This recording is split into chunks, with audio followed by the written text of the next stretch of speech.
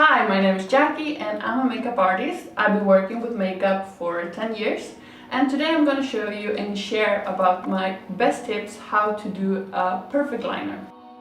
So now guys, I'm going to show you how to do a perfect liner, but also a very easy one with a tape.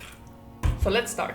The tape is the best thing or easiest way to get the right angle. You're gonna make sure they're sort of kind of the same. Then we're gonna take the eyeliner and just make a dot. Where do you want the eyeliner to end? We're gonna do a dot like that.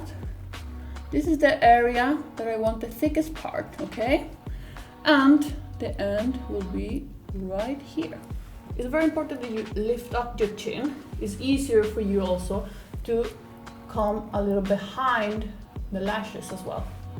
So we're gonna start to work with the liner. It's very important that you have a very edgy point, like Xlash does.